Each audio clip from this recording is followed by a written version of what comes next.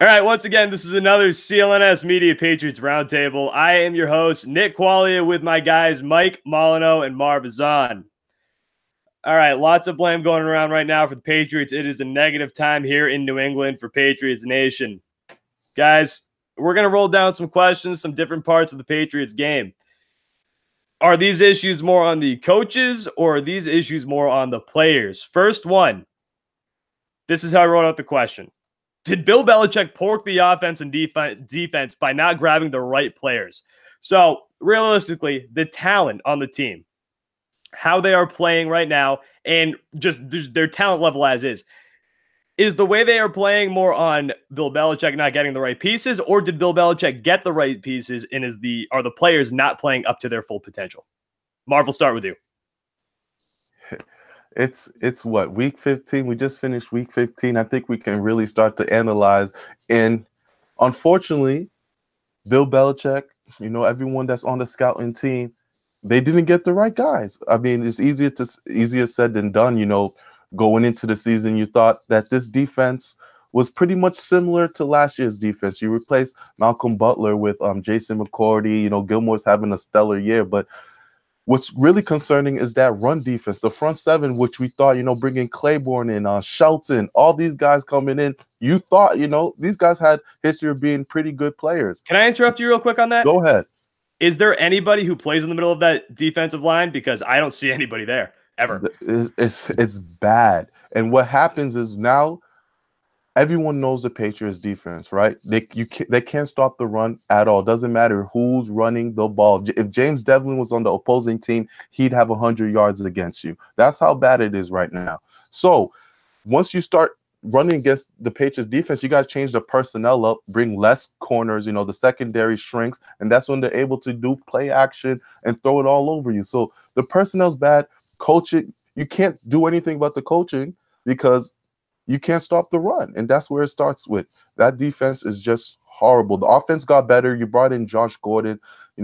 Brady has weapons. Edelman and Gronk obviously aren't the same players they were 2 years ago. But what can you do now? You mentioned running, and I'm just so focused in on that. During the Pittsburgh Steelers game this past Sunday, when the Patriots made that incredible special teams play, pinned them at the 1. Did anybody? It took 3 plays, including one big run on the first play, for the Steelers to get down to the opposing 46. It doesn't matter where the opposing team gets the ball on offense. Somehow, some way, they are going to march down the field. And know what the crazy thing is, Nick? Patriots do a pretty good job on third down defense. The thing is, they just don't get to third down. It's incredible. First and second down, and boom, they move in the chains. All right, Mike, before we jump over to you guys, let me tell you, today's Patriots Roundtable are powered by our friends at 1in100. Go to 1in100.co. That is 1in100.co, not .com, for your chance to win killer Pats, Celtics, Bruins, and concert tickets in New England for the price of a beer or a large pizza. Guys, it's easy. Just go to 1in100.co for your chance to win. All right, Mike, what do you think? Personnel or the Patriots? One thing That's not the question, but you know what I mean. One thing the Patriots and Belichick, they've prided themselves over the years on being able to kind of find guys who are not big name guys and, insert them into the offense or defense and have them perform and play at a high level. Guys that weren't highly touted or things like that. Belichick has made guys seem great. He's had guys go get big contracts with other teams because they enter the Patriots system and they play so well. This year, it seems like it's not working out in that same type of light where the Patriots have found guys and they're playing well and they're going to go off and have amazing careers somewhere else or can make money somewhere else. It's hard to say whether it's the decisions Belichick has made and the players he's decided to have or the players not fully buying in. It's tough to really say. Obviously, we're headed into week 16, and we're seeing a lot of bad football being played.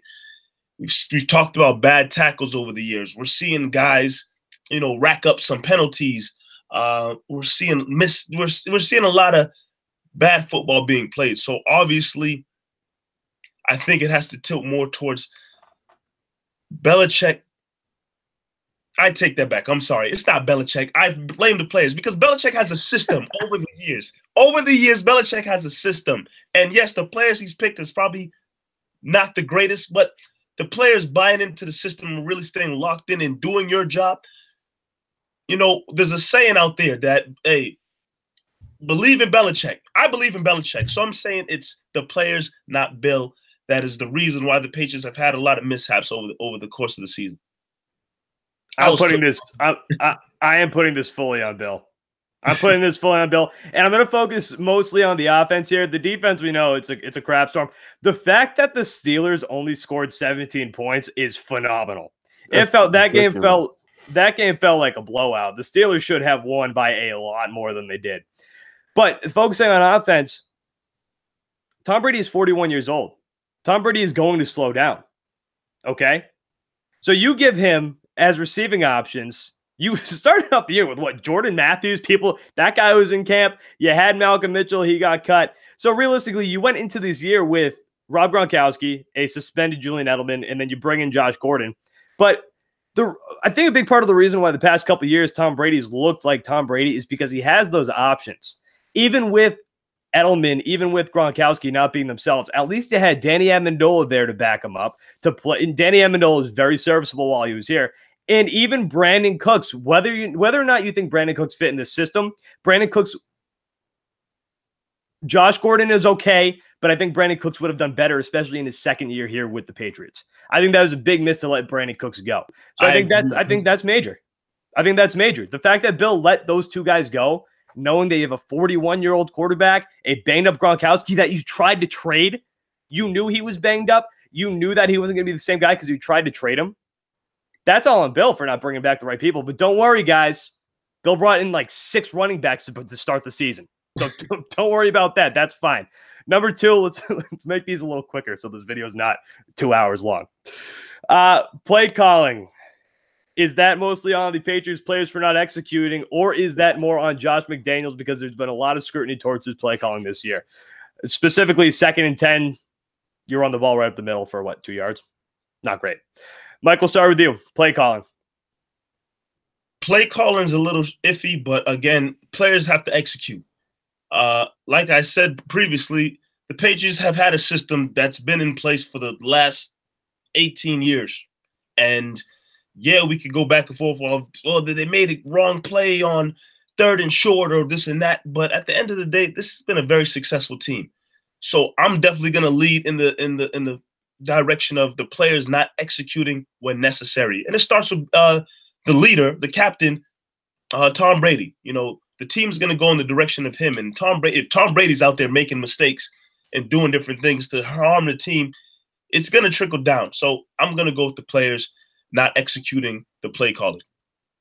Marv, what do you think? It's 100. It's 1,000%. The play calling is horrendous. It's been so bad. It's disgusting. Honestly, just watching the game, it makes you think you don't know football. Sometimes you watch the game, you're like, would I do that? Would I make that play call? Patriots.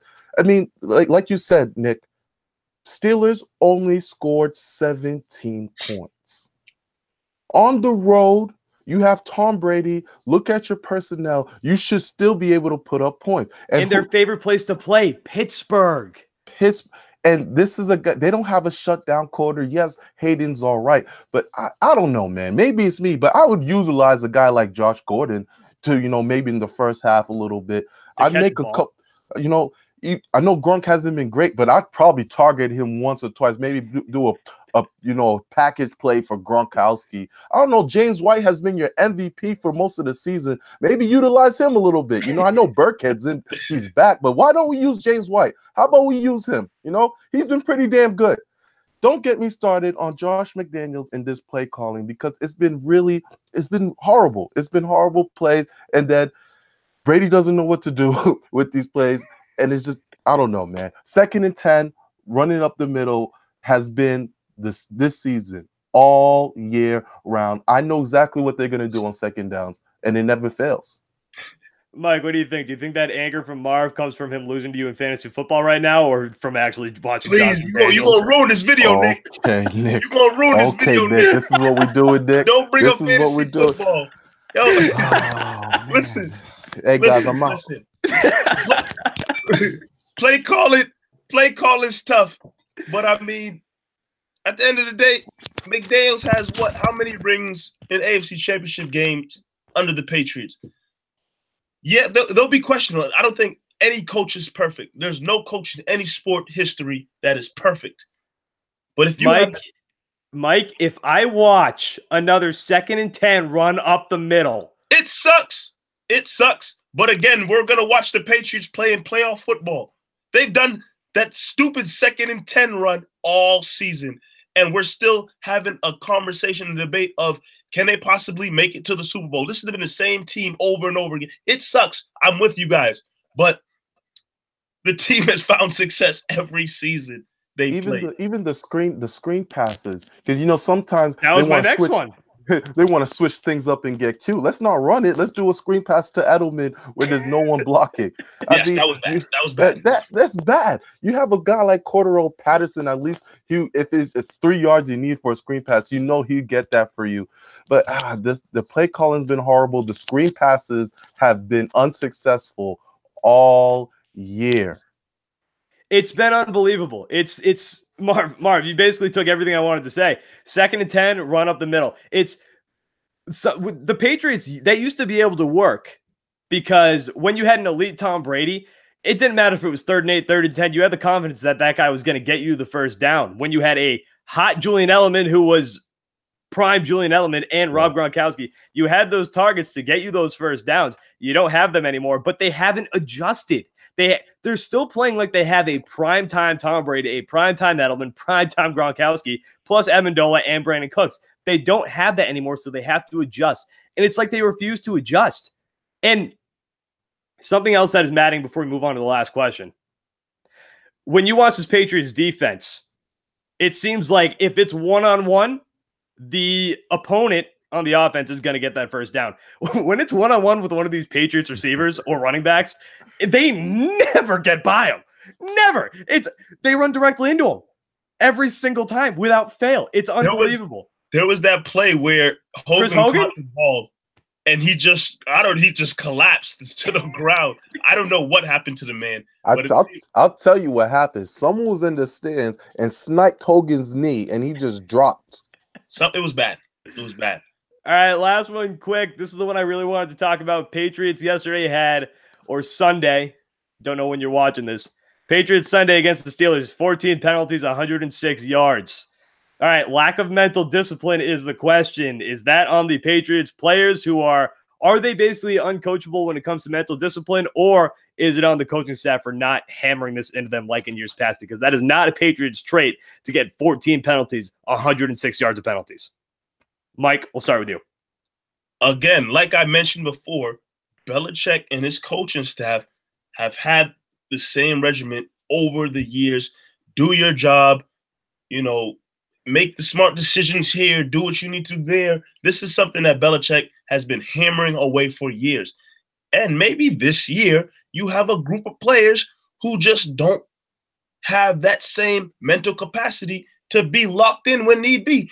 And that's not to take away anything from Bell. It just happens. It can happen sometimes where you just don't have the right players that are fully locked in. The amount of penalties racked up in that game, it's unheard of for the New England Patriots. It's unheard of.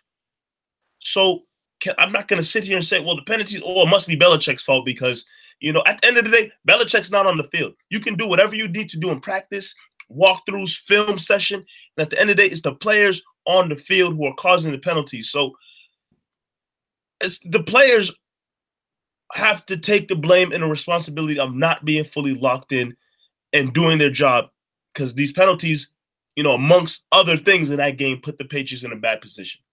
Marv? I have to agree with Mike on this one, man. The players, have been undisciplined all year. This has been a problem from the beginning of the year. Even games that they were winning, they had met multiple penalties. And you absolutely know in New England that they hate penalties and they harp on that after practice every week. And look, they had penalties on offense. They had penalties on defense. They had 2 penalties during special teams. They couldn't even kick field goals without having a penalty with it. So it's throughout the whole board, the whole team, personnel wise, we're not disciplined. There's something I hate is when receivers get false starts. It just should never ever happen in the NFL whatsoever. And it happened with the Patriots this last game against. I'm losing my mind. Jesus. Last game against the Steelers. So this one's on the players, not the coaching staff. Players need to do a lot better when it comes to these penalties. 14 penalties is way too much. Yeah, it's absolutely on players because I can't imagine that Belichick's change anything up in regards to the rules and in regards to causing penalties. Because it's not even like it's dumb penalties. It's not like it's multiple too many men on the field. I know they've had that this year, or just like an obscure penalty that a Patriots or a Bill Belichick led team would know. It's dumb penalties that it looks like you get scared when you go into big games. It's multiple false starts by the offensive line, receivers, multiple holding calls. When you can't get holding calls, you can't. The final drive, you're on the 11-yard line. Tom Brady's marching you upfield, and I think it was Joe Tooney with a holding call. Yep, sure was. You can't do that in that time. It's absolutely on the players. It's a mentally weak team. It's a mentally weak team. You're supposed to bounce back after that horrific loss in Miami, the Miami Miracle. You can't do it. It's a mentally weak team. Wow. All right, guys. That was fun. Patriots Roundtable, CLNS Media. Guys, Mike and Marv, catch them after every single Patriots game, Patriots post-game show. That's it. I mean, wild ride. Pittsburgh, Patriots, 17-10, another loss. Is the dynasty over? Lots of questions, but we'll get back to you guys next week, hopefully with a win. Patriots Roundtable, CLNS Media. Guys, thank you for watching. We'll talk to you next time.